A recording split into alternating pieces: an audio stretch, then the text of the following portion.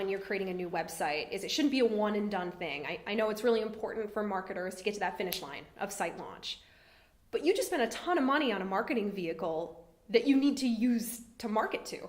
So when you're building a website, it's extremely important as you go along the process to think about what's next.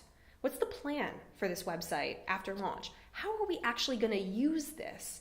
Because websites these days are so much more than just a brochure.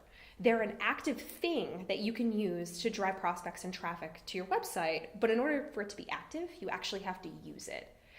One of the things that I recommend to my clients is they really take a good look at the different tactics they have at their disposal from a marketing perspective when they're going through the site development process.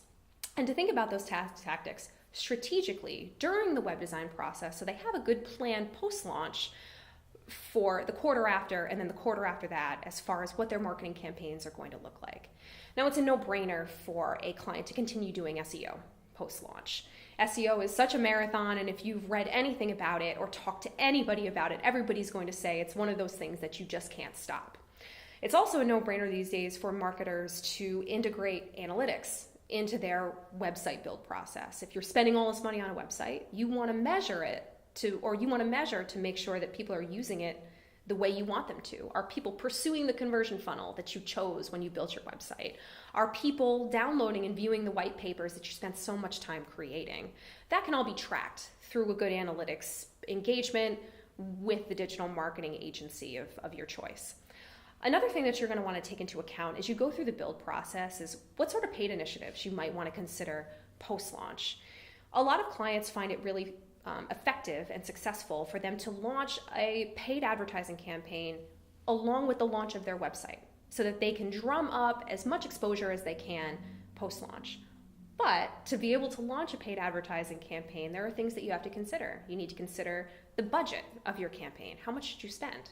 You need to consider the fees that your agency will be charging you to run these campaigns. You need to consider all the work that goes into creating a paid search campaign, like the writing of the text ads or the creating of the banner ads or the creating of the landing pages.